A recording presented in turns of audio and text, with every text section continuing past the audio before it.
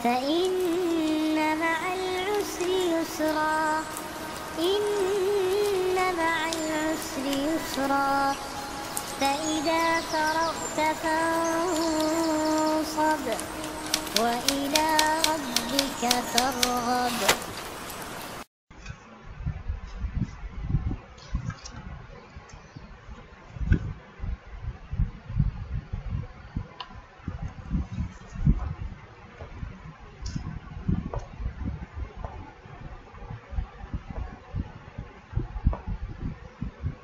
اعوذ باللہ من الشیطان الرجیم بسم اللہ الرحمن الرحیم 152 سے ان بے شک الذین وہ لوگ اتخذوا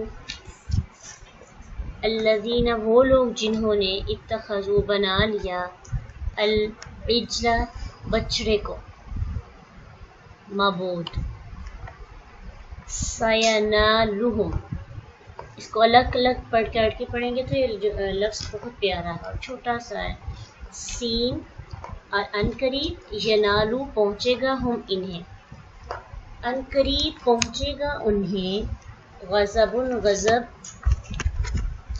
من ربہم ان کے رب کی طرف سے وذلۃ اور رسوائی فی الحیات الدنیا دنیا کی زندگی میں وَكَذَلِكَ اور اسی طرح نجزی ہم بدلہ دیتے ہیں المفترین جھوٹ باندھنے والوں کو والذین اور وہ لوگ عملوا جنہوں نے عمل کیے السیئات برے ثم پھر تابو توبہ کی من بعدہا اس کے بعد کس کے بعد برے اعمال کے بعد ہاں جو ہے سیئات کی طرف لوٹ رہی ہے وآمنوا اور وہ ایمان لے آئے ان بے شک ربک رب آپ کا من بعدہا بعد اس کے لغفور الرحیم البتہ بخشنے والا رحم کرنے والا ہے ولما اور جب سکت تھم گیا موسیٰ سے الغضب غصہ غضب اخذا اس نے پکڑا لے لیا الواح تختیاں وفی نسختہا اور ان کی تحریر میں وفی اور میں نسختی تحریر ہا ان کی ہدن ہدایت اور رحمتن اور رحمت تھی للذین ان لوگوں کے لیے جو ہم وہ جو لربہم خاص طور پہ وہ وہی لوگ جو اپنے رب سے یرہبون ڈرتے ہیں راہا با اس کا روٹ ورڈ ہے واختارا اور منتخب کر لیا چن لیا موسیٰ نے قومہ اپنی قوم سے 70 رجلاً آدمی لمیقاتنا لی کے لیے میقاتی مقررہ وقت نہ ہمارے مقررہ وقت کے لیے یعنی اپنی میٹنگ کا جو ٹائم ہے اس کے لیے فلما پھر جب آخادت پکڑ لیا اب دیکھیں آخادت جو ہے واحد مؤنث غائب ہے تا ساکن اس وجہ سے پتہ چلا اس کا مطلب ہے کس کے ساتھ جو ہوگا جس کے لیے استعمال کیا گیا کس چیز نے پکڑا وہ مؤنث ہوگی اخذت پکڑ لیا ہم انہیں رجفتو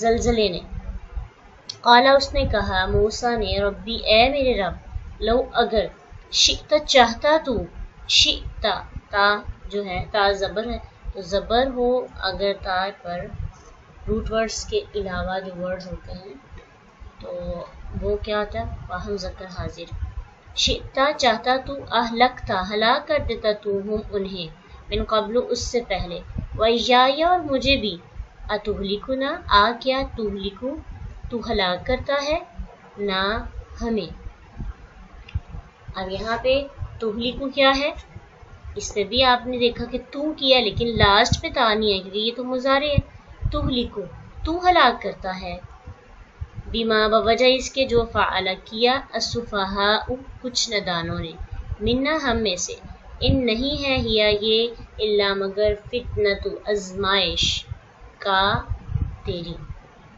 نہیں ہے یہ مگر تیری آزمائش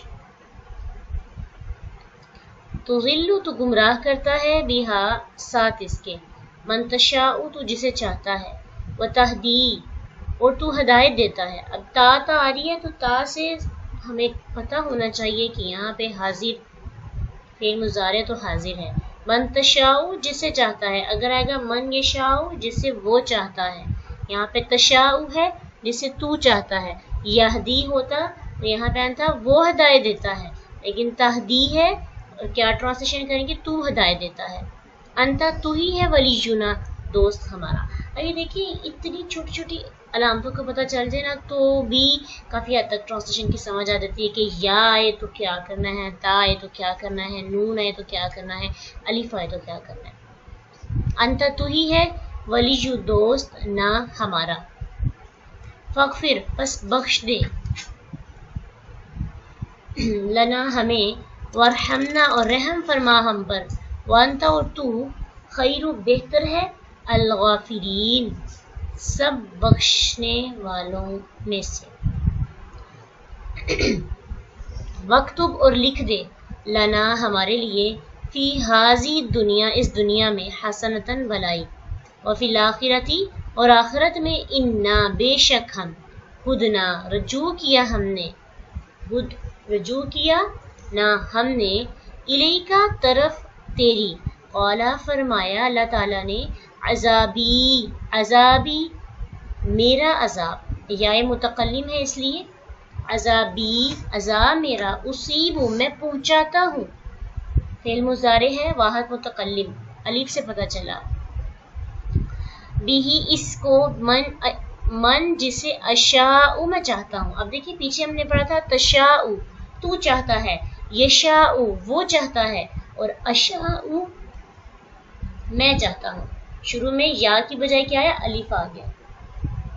اشاء میں چاہتا ہوں، ورحمتی اور رحمت میری، وسعت چھائی ہوئی ہے، کل شیء ہر چیز پر، فساکتبھا پس سا ان قریب، یعنی سا آیا تو پتہ چلا کہ اس کی جو ٹرانسلیشن کریں گے وہ ہمیشہ کے لیے مستقبل ہے، سا ان قریب، اکتب میں لکھ دوں گا، ہاں اسے، کسے، اپنی رحمت کو، الذین ان لوگوں کے لیے جو، یتقون ڈرتے ہیں، ہاں سے کیا پتہ چلا کہ یہ رحمت ہی ہے، عذاب نہیں ہے، کیوں، کیونکہ ہاں مؤنث کی ضمیر ہے، اور رحمت رحمتن رحمت جو ہے یہ بھی مؤنث ہے، للذین ان لوگوں کے لیے جو، یتقون ڈرتے ہیں، ویؤتون اگر ہوتا تتقون تو ہونا تھا تم ڈرتے ہو،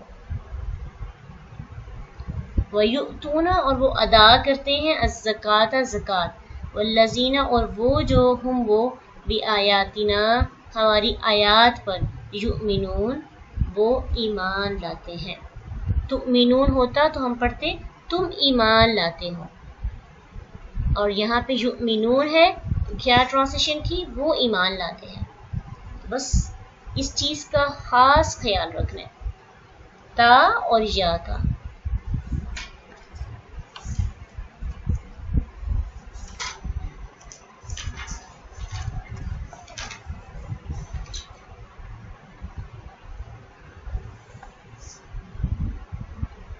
ان الذین اتخذوا العجل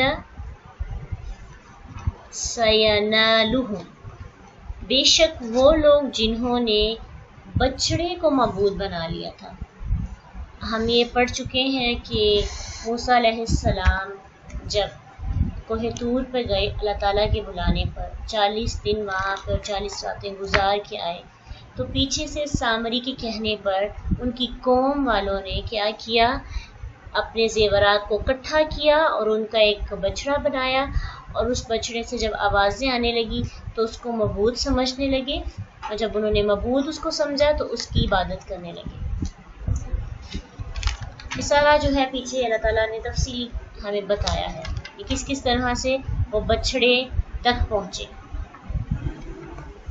اب جو ہے انہوں نے جب موسیٰ علیہ السلام واپس آئے، ان کو احساس ہوا اور انہوں نے توبہ کی، اللہ تعالیٰ نے ان کی توبہ کو کس طرح سے قبول کیا، سورۃ البقرہ میں ہم پڑھ کے آئے ہیں کہ اللہ تعالیٰ نے ان کو حکم دیا کہ تم لوگ کیا کرو، ایک دوسرے کو قتل کر دو، اسی صورت میں تمہاری توبہ قبول ہوگی، ادروائز تمہاری توبہ قبول نہیں ہوگی۔ تو جو مارے گئے ان کی بھی قبول ہو گئی، اور جو رہ گئے ان کی بھی توبہ قبول ہو گئی۔ اس لیے اللہ سبحانہ تعالیٰ یہاں پہ فرما رہے ہیں کہ جن لوگوں نے بچڑے کو اپنا معبود بنا لیا تھا دنیا کے اندر، ان کے لیے اللہ کا غضب ان پر ہوا۔ وہ غضب کیا تھا؟ ان میں سے بعض نے بعض کو قتل کیا، اور جنہوں نے قتل نہیں کیا ان کی توبہ قبول نہیں ہوئی۔ جس طرح بنی اسرائیل کے اندر جس طرح قتل عمد کی سزا قتل تھی، اسی طرح شرک کی سزا بھی قتل تھی۔ ہمارے دین کے اندر تو ہمیں رخصت دی گئی ہے نا کہ ہم قتل نہیں کر سکتے جسے چاہیں، جو جہاد اور میدان جنگ میں ہوتا ہے سوائے اس کی کسی کو قتل نہیں کیا جا سکتا، یا جو قتل عمد یعنی جو قتل کرتا ہے اس کے بدلے میں قتل کیا جاتا ہے۔ لیکن بنی اسرائیل کے اندر یہ ایک اصول تھا، جو شرک کرتا تھا اسے بھی قتل کیا جاتا تھا۔ اور ہمارے پاس اس چیز کی ہمیں رخصت دی گئی ہے کہ شرک کی حد نہیں ہے، جو صدقے دل سے توبہ کرتا ہے اللہ تعالیٰ اس کی توبہ قبول کر لیتے ہیں۔ کتنا آسان ہمارے اوپر دین کو بنا دیا گیا ہے۔ جو ہم اللہ تعالیٰ سے دعا مانگتے ہیں نا کہ اللہ ہم پر ایسا بوجھ نہ ڈالنا جیسے تو نے پہلی امتوں پر بوجھ ڈالا تھا، تو اس میں سورۃ بقرہ کی آخری آیات میں اس طرح لفظ استعمال ہوتا ہے بوجھ کے لیے۔ تو یہی بوجھ ہے کہ جن کا پہلی قوموں کے اندر جن کے توبہ قبول کرنے کا طریقہ تھوڑا مشکل تھا اور ان پر کچھ احکامات مشکل آئے تھے، لیکن امت محمدیہ پر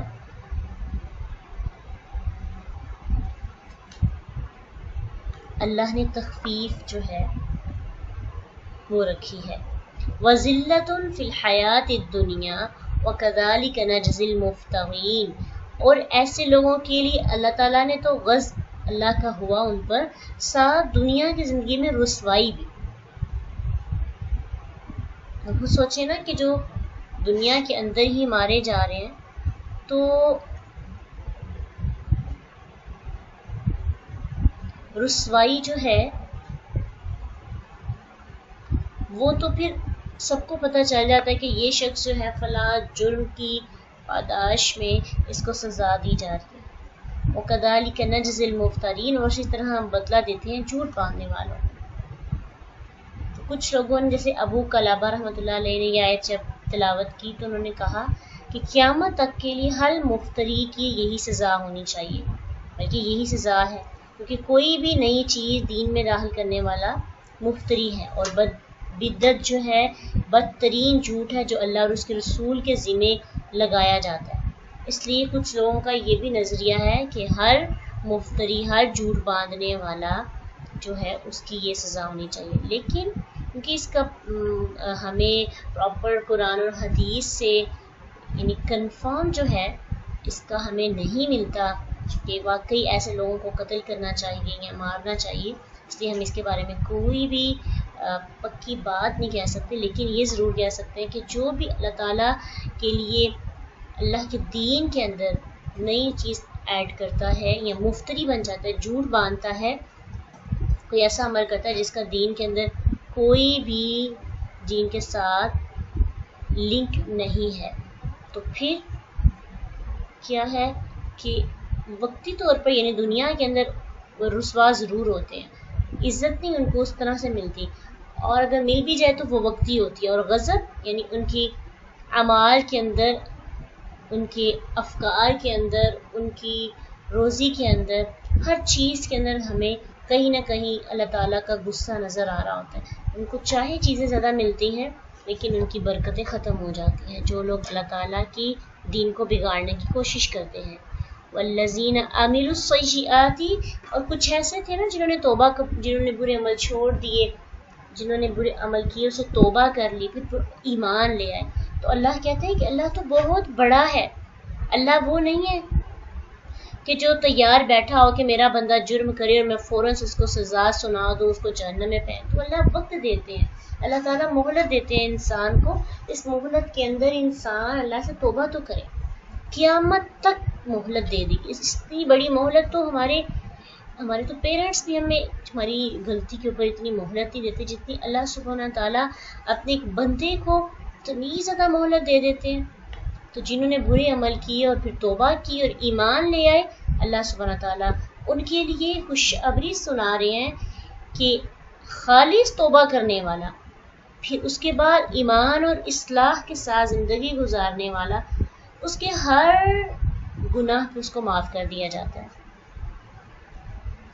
کچھ لوگوں کو اپنی معافی کا یقین ہی نہیں ہوتا. ریسنٹلی 2 سے 4 دن پہلے مجھے کال آئی، اس میں حالانکہ ہم اتنا پڑھتے ہیں کہ اللہ تو بہت معاف کرنے والے ہیں، اس میں مجھ سے یہی پوچھ رہی تھی ایک خاتون کہ کیا ہم اللہ تعالیٰ سے معافی مانگیں گے تو اللہ ہمیں ہمارے سارے گناہ معاف کر دیں گے؟ اگر ہم اللہ سے پکی توبہ کریں گے تو جو پچھلے گناہ ہیں کیا وہ سارے معاف ہو جائیں گے جو ہم نے کیے؟ یعنی ہمیں یقین ہی نہیں ہے کہ اللہ سبحانہ تعالیٰ ہمیں معاف بھی کر سکتے ہیں. ہم نا اپنے پوائنٹ آف ویو سے، اپنے نظریے سے دیکھ رہے ہیں. اللہ کو اللہ کی نظر سے دیکھنا چاہیے، وہ اللہ ہے اور ہم انسان ہیں. ہم ہیں جو معاف نہیں کرتے لوگوں کو، کیونکہ ہم جب ہمارا نظریہ ہم معاف نہیں کر پاتے نا لوگوں کو، ہم چھوٹی چھوٹی باتیں ذہن میں رکھتے ہیں اور پھر اس کو دل میں لیے بیٹھے رہتے ہیں اور بات بات پہ لوگوں کو تنقید اور تانا دیتے ہیں. تو ہم سمجھتے ہیں کہ ہم نہیں معاف کر پا رہے تو شاید اللہ تعالیٰ بھی ہمیں معاف نہیں کر پاتے، نعوذ باللہ. تو یہ اللہ کے بارے میں یہ سوچ نہیں ہونی چاہیے. اللہ تو انسان کے آنسو گرنے پر اس کے سارے گناہ معاف کر دیتا ہے. اس لیے جس نے عمل کیے، یعنی توبہ کرنے کے بعد نیک اعمال کیے، ایمان اس کے اندر سلامت رہا، ان ربک من بعدھا لغفور الرحیم، البتہ اللہ تعالیٰ بخشنے والا، نہایت رحم کرنے والا ہے. وَلَمَّا سَكَتَ عَن مُوسَىٰ، دوبارہ سے اس میدان کے اندر واپس آتے ہیں. کس میدان کے اندر؟ جس میں آئے اور موسیٰ علیہ السلام کو جن میں غصہ آیا تھا اور انہوں نے اپنی تختیاں پھینک دی. سکتہ کا لفظی مطلب ہوتا ہے خاموش ہونا. اور جب موسیٰ علیہ السلام کا غصہ تھم گیا، خاموش ہو گیا،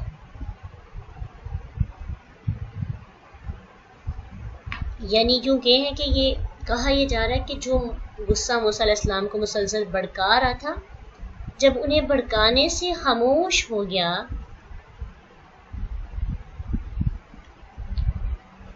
تو پھر کیا ہوا؟ موسیٰ علیہ السلام ٹھنڈے پڑے، انہوں نے جو تختیاں پھینکی تھی ان کو اٹھایا.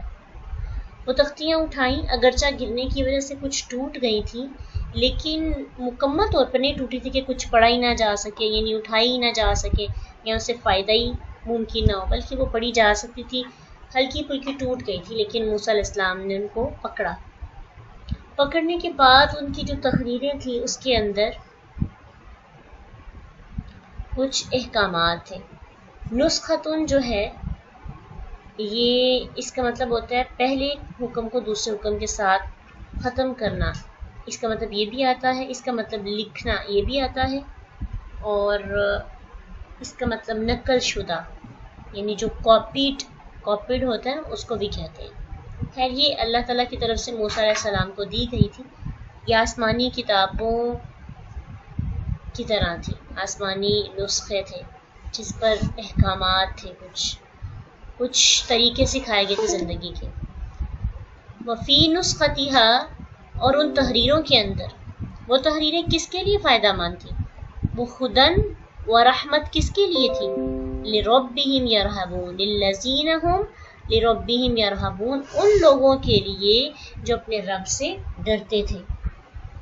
تو کیا پتہ چلتا ہے کہ آسمانی کتابوں سے فائدہ اور ہدایت انہی کو حاصل ہوتی ہے جو اللہ سے ڈرتے ہیں، جو اللہ سبحانہ تعالیٰ کا دل میں خوف رکھتے ہیں.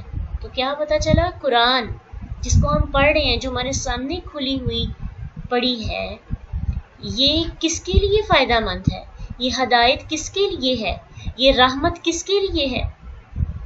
ہدایت بھی اور رحمت بھی ان کے لیے جو دل میں خشوع رکھتے ہیں، اللہ کا ڈر رکھتے ہیں، اللہ کا خوف رکھتے ہیں. اس لیے اللہ کا خوف، بے خوفی کی زندگی جینا اس لحاظ سے دنیا کے پوائنٹ آف ویو سے دنیا سے نہیں ڈرنا چاہیے، لیکن اللہ ایک ہمارا بادشاہ ہے، اس کے سامنے جانے سے اس کی ملاقات کا ڈر خوف انسان کے دل کے اندر ہونا چاہیے۔ جب یہ ختم ہو جاتا ہے تو پھر انسان بے خوفی میں جو چاہتا ہے وہ کرتا ہے، چاہے وہ قرآن کو سامنے رکھ کے پڑھ بھی رہا ہے لیکن اس کے اندر رہب نہیں ہے، ڈر نہیں ہے، تو پھر ہدایت نہیں آتی۔ ہدی للمتقین، قرآن کے شروع میں اللہ نے بتا دیا، اس کو تم کس غرض سے پڑھ رہے ہو؟ یاد رکھنا، اگر ہدایت کی غرض سے پڑھ رہے ہو نا، یہ چاہتے ہو کہ قرآن تمہارے دل پہ اثر کرے اور یہ چاہتے ہو کہ قرآن کی آیات تمہارے رونے کی وجہ بنے، تمہارے دل کی نرمی، آنکھوں کے آنسو بنے، تو پہلے ہی تمہیں میں بتا دیتا ہوں، اگر تقوی لے کے چلو گے تو پھر ہدایت ملے گی۔ تقوی کے بغیر لے کے چلو گے تو علم حاصل ہو جائے گا مگر وہ روح نہیں ملے گی۔ پھر کیا ہوا؟ موسیٰ علیہ السلام نے اللہ تعالیٰ کی ملاقات کے لیے چند لوگوں کو چنا۔ یہ کیوں چنا تھا؟ وَاخْتَارَ مُوسَىٰ قَوْمَهُ 70 رَجُلًا، موسیٰ علیہ السلام نے 70 آدمیوں کو مقرر کر لیا ہم سے ملاقات کے لیے۔ اس کے بارے میں مختلف رائے ہیں۔ ایک رائے یہ ہے کہ موسیٰ علیہ السلام نے جب لوگوں کو جا کے بتایا کہ میں نے اللہ سے کلام کیا ہے تو ان کو نسخے دیے، تو اس پہ لوگوں نے کیا کیا ہے کہ لوگوں نے تاثر یہ پیش کیا کہ ہمیں کیا پتہ آپ اللہ سے بات کر کے آئے ہیں، بات تو تب پتہ چلے گی جب ہم اللہ تعالیٰ کی بات کو سنیں گے، ہم بھی دیکھیں گے۔ موسیٰ علیہ السلام ان کو لے کے گئے وہاں پہ، اور پھر وہاں پہ جا کے انہوں نے ایک نیا مطالبہ کیا کہ ہمیں اللہ کو دیکھنا ہے۔ فلما اخذتهم الرجفة قال رب لو شئت، اور جب ان کو زلزلے نے پکڑ لیا تو پھر موسیٰ علیہ السلام نے اللہ سے کہا، اللہ ان کو تو نے ہلاک کر دیا، اگر تو چاہتا تو ان کو پہلے ہی ہلاک کر دیتا۔ دوسری رائے یہ ہے کہ ان کی قوم میں سے کچھ لوگوں نے کہا کہ ہم نے اللہ سبحانہ تعالیٰ کو دیکھنا ہے۔ پھر 70 آدمیوں کو ان تمام پوری کی پوری قوم کا نمائندہ بنا کر موسیٰ علیہ السلام نے خود چنا اور ان کو ساتھ لے کر گئے۔ ایک رائے یہ بھی ہے کہ یہ وہ لوگ تھے جنہوں نے قتل جن کو کیا گیا اور جو بچ گئے تھے، اور ان میں سے وہ لوگ جنہوں نے منع نہیں کیا تھا، بچڑے کی پوجا کرنے سے لوگوں کو منع نہیں کیا تھا، تو ان لوگوں کو موسیٰ علیہ السلام ساتھ لے کر گئے اور پھر انہوں نے موسیٰ علیہ السلام سے مطالبہ کیا کہ انہوں نے اللہ کو دیکھنا ہے۔ ان سب کو اگر اکٹھا کیا جائے تو ایک یہی بات بنتی ہے کہ ان کی قوم والوں نے ایک نیا مطالبہ کیا، کیا کہ ہم نے اللہ سبحانہ تعالیٰ کو دیکھنا ہے۔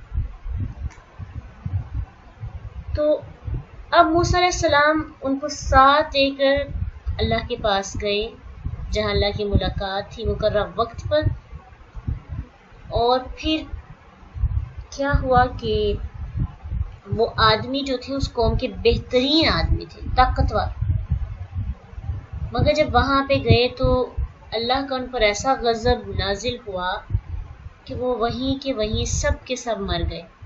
فلما اخذتهم الرجفة قال رب لو شئت اهلكتهم من قبل وإياي، تو جب پکڑ لیا ان کو زلزلے نے تو وہ سارے کے سارے ہلاک ہو گئے۔ اور پھر اس پر موسیٰ علیہ السلام نے کہا کہ اے اللہ اگر تو چاہتا تو ان کو پہلے ہی ہلاک کر دیتا، یہاں پہ آنے سے پہلے ہی انہوں نے جو ڈیمانڈ کی، جو مطالبہ کیا، اس پہ ان کو ہلاک کر دینا چاہیے تھا، تاکہ بنی اسرائیل اپنی آنکھوں سے دیکھ لیتے کہ اللہ سے اس طرح کے مطالبے کرنے والوں کو کیا انجام ہوتا ہے۔ لیکن اللہ اب تو نے ان کو میرے ساتھ بھیج دیا ہے، اور یہ ان کی قوم والے مجھ پہ الزام مجھ پہ لگا دیں گے اور کہیں گے کہ موسیٰ نے ان کو مارا ہے۔ تو قال ربی، یہ بے بسی ہے نا کہ اپنی قوم کو جا کے میں نے کیا جواب دینا۔ اور پھر اس میں کہ اگر تو چاہتا تو مجھے اور ان کو وہاں پہ قتل کر دیتا، وہاں پہ ہلاک کر دیتا. اگر تو نے وہاں پہ ہم پہ رحم کیا ہے تو اللہ اب بھی ہمیں بخش دے، اب بھی ہم پہ رحم فرما. اتہلکنا بما فعل السفہاء منا، کیا اللہ تو ہمیں کچھ نادان لوگوں کی وجہ سے ہلاک کر رہا ہے. وہ نادان لوگ کون تھے؟ جنہوں نے بچڑے کی عبادت کی تھی، اور یہ وہ بھی ہو سکتے ہیں جنہوں نے اللہ تعالیٰ کو دیکھنے کا مطالبہ کیا اور شرط یہ رکھی کہ ہم تیری بات کا یقین تب تک نہیں کریں گے جب تک ہم اللہ کو نہ دیکھیں. تو اس پہ موسیٰ علیہ السلام اللہ کو کہہ رہے ہیں اے اللہ ان بے وقوفوں کی وجہ سے ہم سب کے سب ہلاک ہو گئے ہیں، کیا تو ہم میں سے بے وقوف لوگوں کے فعل کی وجہ سے سب کو ہلاک کر دے گا؟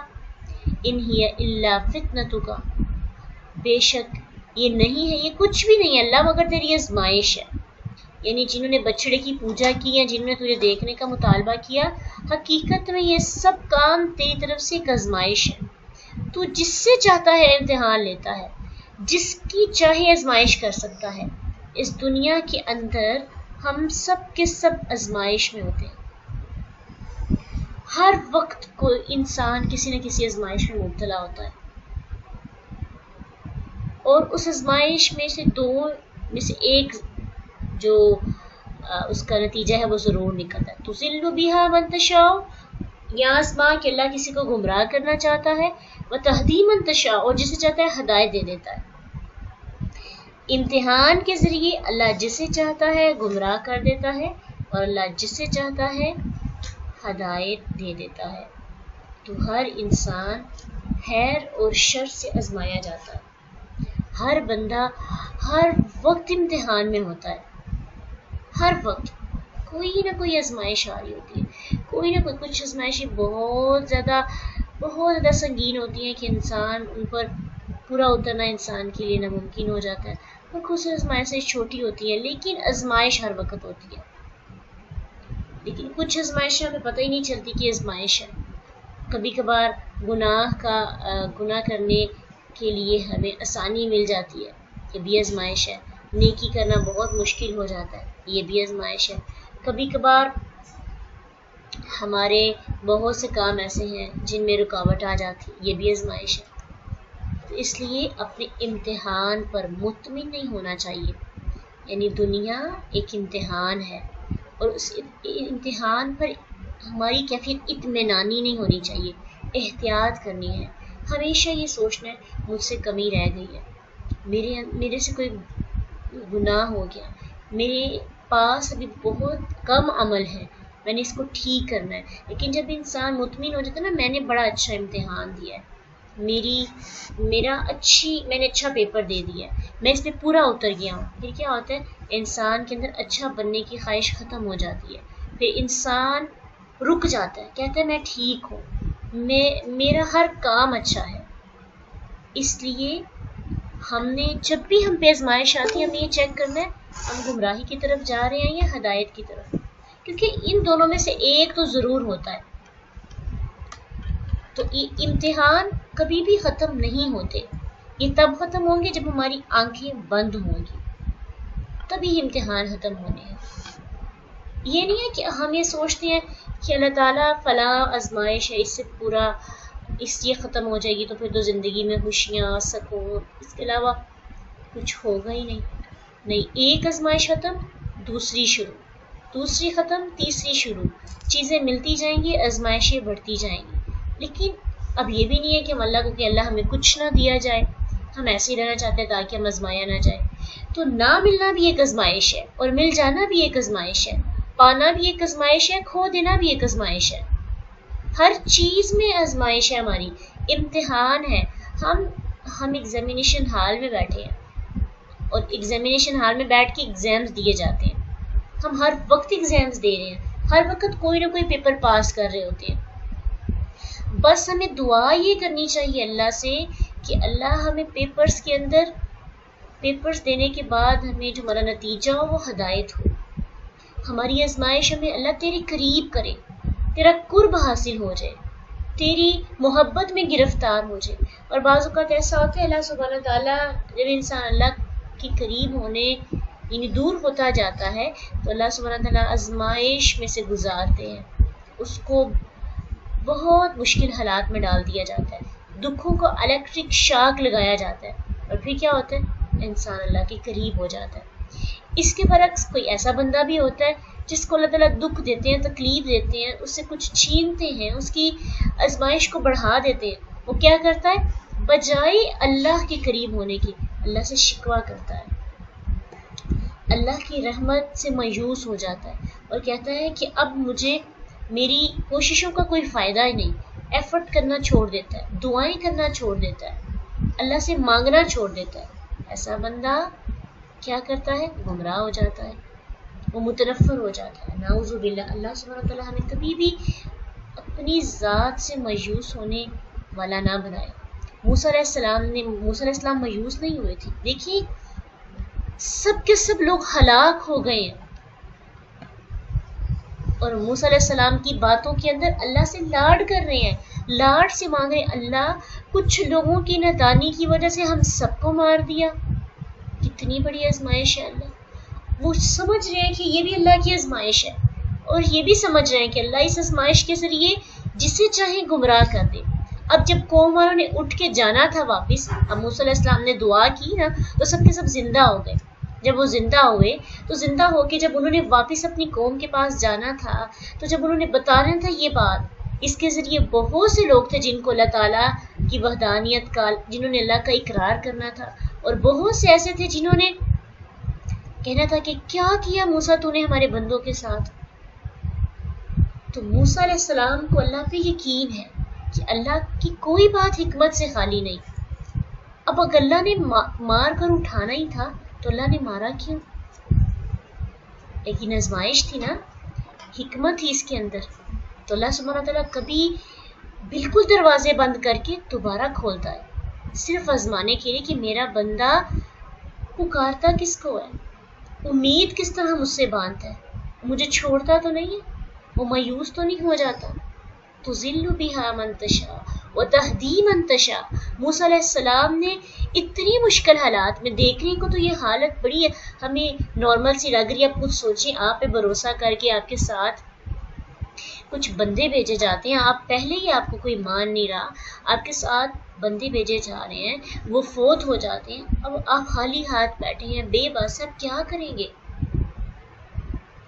آپ کے پاس کوئی سہارا نہیں ہے، کس کو کہیں گے؟ کیا مردوں کو کوئی زندہ کر سکتا ہے؟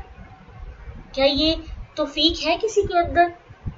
تو کیا موسیٰ علیہ السلام کے پاس یہ معجزہ تھا کہ وہ مردوں کو زندہ کر سکتے؟ نہیں تھا نا۔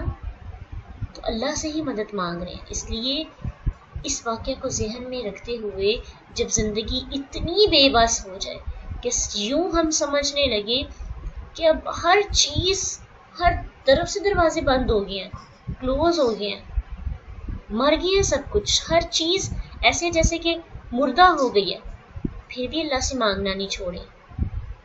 انت ولینا، اللہ سے کہتے ہیں اللہ تو ہی ہمارا دوست ہے، کتنے پیار سے اللہ کو بلا رہے ہیں، انت ولینا، اے اللہ تو ہمارا دوست ہے۔ ہمیں پتہ ہے ہمارے گناہوں کی وجہ سے ہم پہ دکھوں کے پہاڑ، آزمائشیں آ رہی ہیں، فاغفر لنا، اے اللہ تو ہمیں بخش دے، ورحمنا، اور ہم پہ رحم فرما، وانت خیر الغافرین، بے شک تو بہتر ہے بخشنے والوں میں سے۔ اللہ تعالیٰ سے دعائیں مانگی موسیٰ علیہ السلام نے، اپنی طرف سے، اپنی قوم کی طرف سے اللہ تعالیٰ سے دعا مانگ رہے ہیں۔ پہلے اللہ کو بتایا اپنے رشتے کے بارے میں کہ اللہ میرا اور تیرا رشتہ کیا ہے؟ دوستی کا، اور دوستی ہے جس کو، دوست جو ہوتا ہے نا وہی آپ کے اندر کی کیفیت کو سمجھ سکتا ہے۔ جب تک ہم اللہ کو دوست نہیں بنائیں گے، اللہ کے سامنے رو کیسے سکیں گے؟ اپنی خواہشات، اپنی حاجات کیسے بیان کر سکیں گے اللہ کے سامنے؟ تو اللہ کے سامنے دوستی کا تعلق ہونا چاہیے تاکہ بتاتے ہوئے، کہتے ہوئے شرمندگی نہ ہو، شرم کا رشتہ نہ باقی رہے۔ اللہ تو ہمارا دوست ہے، ہم سے گناہ ہو گیا، ہم سے غلطی ہو گئی، اللہ تو ہمیں معاف کر دے۔ اور پھر رحم کیوں مانگ رہے ہیں؟ مستقبل کے لیے کہ اللہ ہمیں، کیونکہ توبہ جو ہوتی ہے وہ ندامت ہوتی ہے، شرمندگی ہوتی ہے۔ اللہ سے توبہ کے ساتھ ساتھ بہت کم ایسے مقامات ہیں جس پہ اللہ تعالیٰ نے توبہ کے ساتھ ساتھ رحمت کا ذکر کیا. توبہ کے ساتھ رحمت کیوں مانگی جاتی ہے؟ تاکہ آئندہ ہم سے غلطی نہ ہو، اور وہ تب نہیں ہوگی جب اللہ کی رحمت ساتھ ہوگی.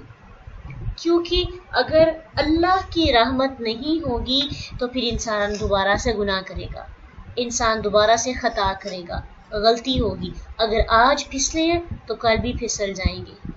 اگر آج قدم نہیں سنبھال سکے تو کل بھی نہیں سنبھال سکیں گے. وَارْحَمْنَا وَأَنْتَ خَيْرُ الْغَافِرِينَ. اللہ آج ہمیں معاف کر دے اور آئندہ ہمارے قدموں کو مضبوط کر لینا.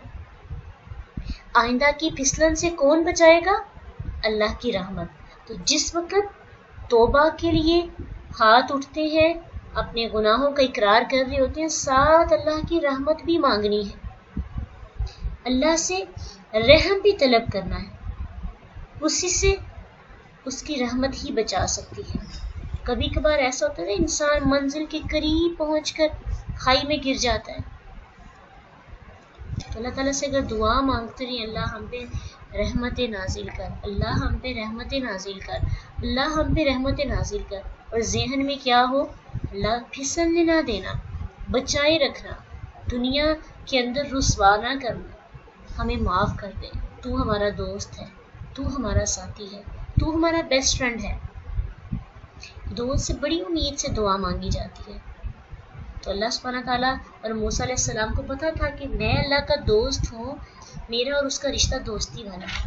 موسیٰ علیہ السلام نے پوری قوم کے لیے دعا کی، لیکن اللہ سبحانہ تعالیٰ نے اگلی آیت کے اندر بتا دیا کہ دعا تو نے پوری قوم کے لیے کی ہے، لیکن میں قبول کس کے حق میں کروں گا. وَاكْتُبْ لَنَا فِي هَٰذِهِ الدُّنْيَا. لکھ دے ہمارے لیے اس دنیا کے اندر بھلائی اور آخرت میں بھی، بے شک ہم نے تیری طرف رجوع کر لیا ہے. اللہ تعالیٰ فرماتے ہیں کہ میرا عذاب میں جسے چاہوں پہنچاؤں. تو نے دعا تو کر لی، لیکن عذاب جو میرا ہے نا، وہ میں جسے چاہتا ہوں اسے دیتا ہوں.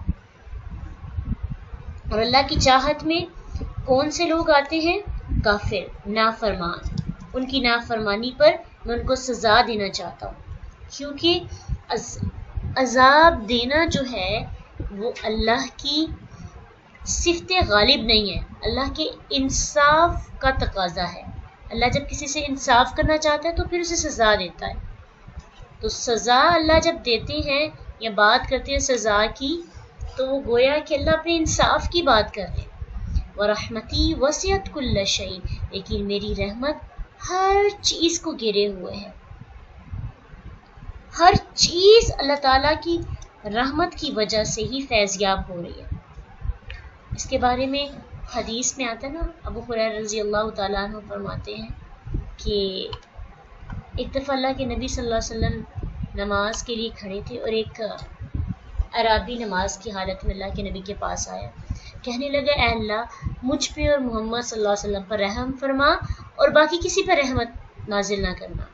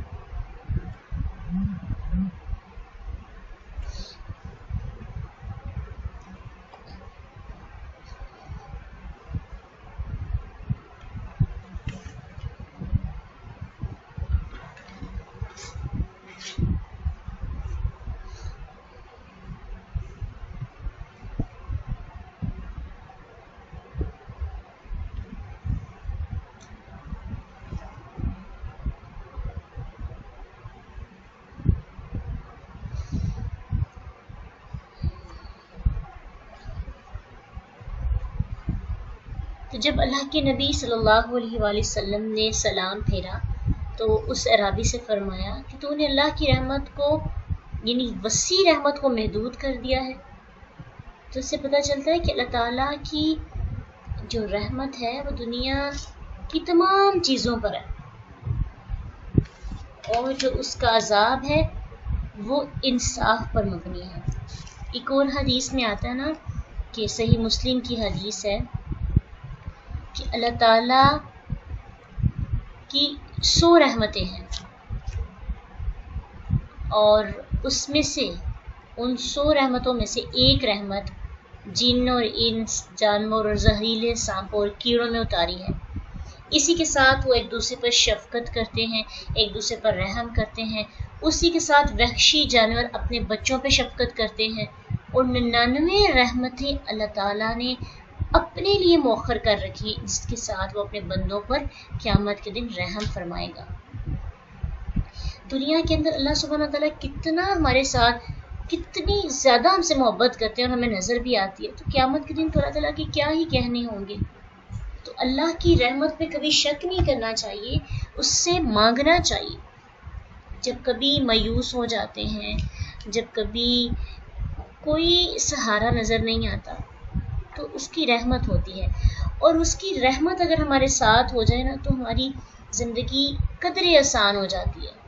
ایک ہوتا ہے چیزوں کی کوانٹٹی، اور جب کوالٹی بھی اس میں آ جاتی ہے اور پھر اس کے اندر اللہ تعالیٰ کی رضا شامل ہو جاتی ہے، اللہ کی رحمت شامل ہو جاتی ہے، تو پھر انسان کے لیے چیزیں انسان کے لیے ببرکت ہو جاتی ہیں. تو اللہ کہتے ہیں کہ یہ رحمت میں کس کے لیے لکھوں گا؟ فَسَأَكْتُبُهَا لِلَّذِينَ يَتَّقُونَ وَيُؤْتُونَ الزَّكَاةَ. اب اللہ تعالیٰ نے اصل بات کہی ہمیں کہ اب دیکھیں سب کے منہ میں پانی تو آیا ہے نا کہ اللہ کی رحمت ہمارے پاس ہونی چاہیے، ہر وقت ہونی چاہیے، ہر کام میں ہونی چاہیے. اس کی رحمت ہوگی تو گناہوں سے بچ سکیں گے، اس کی رحمت ہوگی تو دکھوں کو، آزمائشوں کو، ہندا پریشانی سے ان کا مقابلہ کر سکیں گے، صبر کر سکیں گے، شکر ادا کر سکیں گے، نیکی کا جذبہ ہمارے اندر آ سکے گا اس کی رحمت سے. اب اس کی رحمت اللہ نے کہا، موسیٰ علیہ السلام نے دعا تو کی سب کے لیے، اللہ ہم تیرے دوست ہیں، ہمیں معاف کر دے، ہم پہ رحمت نازل کر. اللہ نے کیا جواب دیا کہ انصاف کا تقاضا یہ ہے کہ نافرمانوں کو سزا دوں گا، اور رحمت میری ہر چیز پہ چھائی ہوئی ہے، مگر میں اس کو لکھوں گا کس کے لیے؟ وہ لوگ جو اللہ سے ڈرتے ہیں، جو اللہ کا تقوی رکھتے ہیں، جو اپنے اندر خشوع رکھتے ہیں، عاجزی رکھتے ہیں، اللہ کا خوف رکھتے ہیں. یہ وہ لوگ ہیں جن کو اپنے فیوچر کے بارے میں تھوڑا احتیاط کرنے کی عادت ہوتی ہے. وہ ان کا فیوچر آخرت ہوتا ہے، وہ آخرت کے پوائنٹ آف ویو سے زندگی جیتے ہیں. وہ ہر وقت اس چیز کو ذہن میں رکھتے ہیں کہ انہیں اللہ سے ملاقات کرنی ہے، اور اسی کو سوچ کر وہ کیا کرتے ہیں؟ ڈر جاتے ہیں. جن کو آخرت کی ٹینشن ہوتی ہے، جن کو آخرت کی فکر ہوتی ہے، وہ تقوی اختیار کر لیتے ہیں، اور ساتھ ہی ساتھ وہ زکوٰۃ بھی دیتے ہیں. اب یہاں پہ زکوٰۃ سے مراد 2 طرح کی زکوٰۃ ہے، بدن کی زکوٰۃ، مال کی زکوٰۃ. یعنی زکوٰۃ 2 طرح کی ہوتی ہے، بدن کی زکوٰۃ اور مال کی زکوٰۃ. یہاں پہ اوورآل زکوٰۃ کا ذکر کیا گیا ہے. بدن کی زکوٰۃ کیا ہوتی ہے؟ مال کی زکوٰۃ تو چلو دے دی، اور یہاں پہ خاص طور پہ زکوٰۃ کا ذکر اس لیے بھی کیا گیا کہ جو یہودی تھے ان کے اندر مال کی محبت بہت زیادہ پائی جاتی تھی، تو جتنا وہ زکوٰۃ دینے میں کوتاہی کرتے تھے کسی اور فریضے میں نہیں کرتے تھے. حتیٰ کہ ان کی محبت اتنی زیادہ بڑھ گئی تھی پیسے کے معاملے کے اندر کہ وہ زکوٰۃ بھی نہیں دیتے تھے اور ساتھ ساتھ سود خوری بھی کیا کرتے تھے. یہی حال آج ہماری امت کا بھی ہے.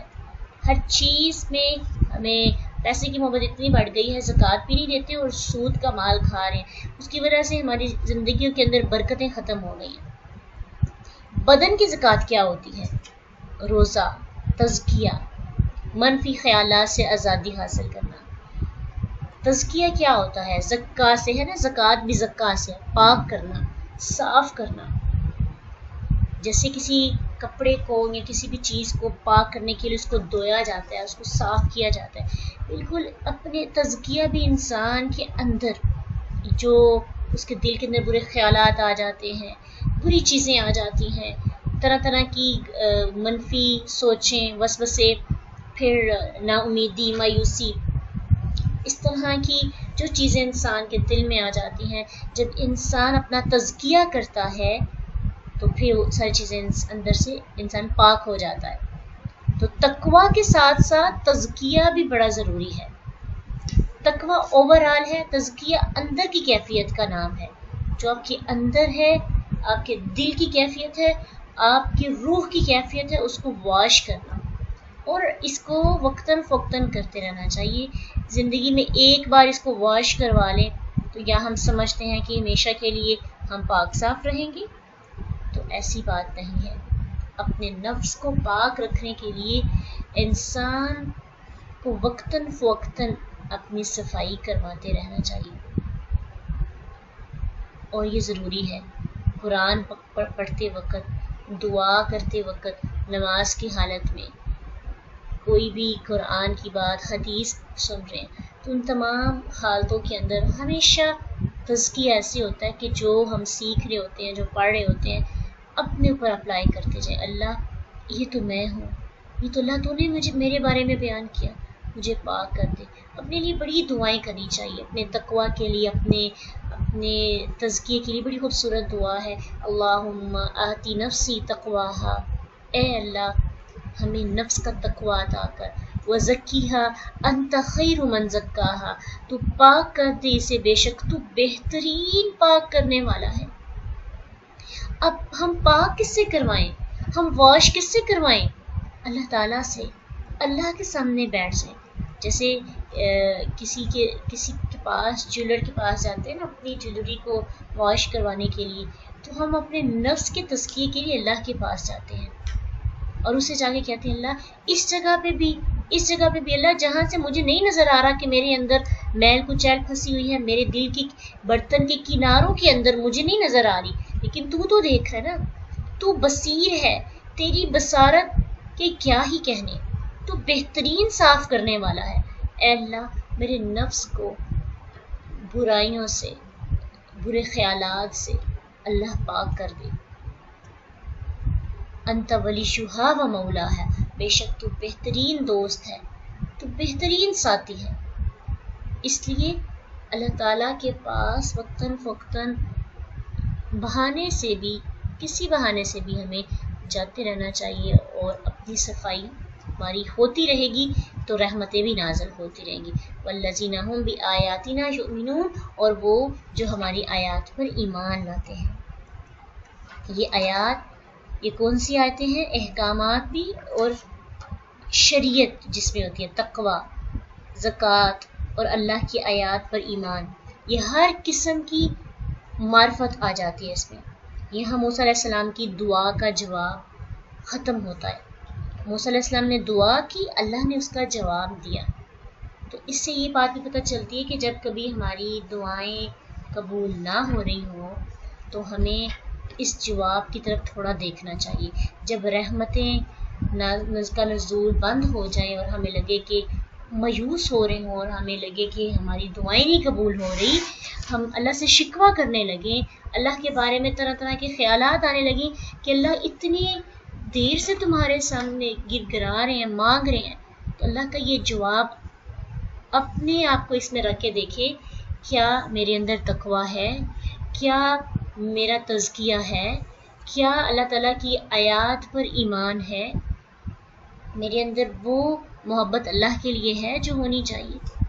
تو اپنے ایمان کو، اپنے تقوی کو، اپنی عاجزی کو، اپنے تزکیے کو، اپنے احکامات کو جو اللہ کے شرعی احکامات ہیں ان کو ٹھیک کرتے جائیں، تو اللہ تعالیٰ کی رحمتیں بھی انسان پر نازل ہوتی جائیں گی۔ اللہ سبحانہ تعالیٰ ہم پہ اپنا خاص کرم کرے، اللہ ہمارے نفس کو پاک کر دے، ہمارے اندر اللہ تقوی پیدا کر دے، ہم پھسلنے لگے اللہ ہمیں سنبھال لے۔ آج کی جو آیات ہیں اس میں ہم بار بار سے یہی سیکھ رہے ہیں، سب سے پہلے تو عاجزی اور اللہ کا خوف سیکھا، پھر اللہ کی رحمت کیوں ضروری ہے انسان کو پھسلنے سے بچانے کے لیے، اور پھر اللہ نے بتایا کہ اگر واقعی رحمت چاہتے ہو تو پھر یہ 3 کام کر لو، میں تمہارے ساتھ ہوں۔ اللہ سبحانہ تعالیٰ ہمیں اپنا ساتھ عطا کر دے، ہمیں کسی اور کے ساتھ کی ضرورت ہی نہیں رہتی۔ جب ہم اللہ کے در کے محتاج بن جاتے ہیں تو اللہ سب کی محتاجیاں ختم کر دیتا ہے۔ اللہ سبحانہ تعالیٰ ہم پہ راضی ہو جائے اور ہمیں اللہ پہ راضی ہونے کی بھی توفیق مل جائے۔ وآخر دعوانا ان الحمد للہ رب العالمین۔ سبحانک اللہم وبحمدک نشہد ان لا الہ الا انت نستغفرک ونتوب الیک۔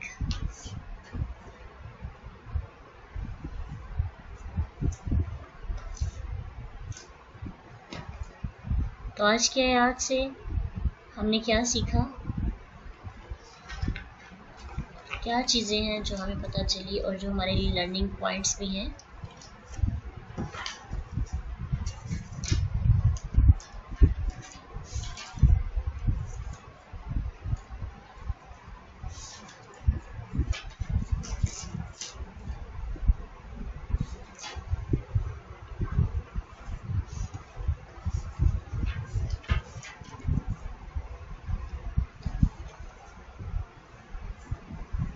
فإن مع العسر يسرا إن مع العسر يسرا فإذا فرغت فانصب وإلى ربك فارغب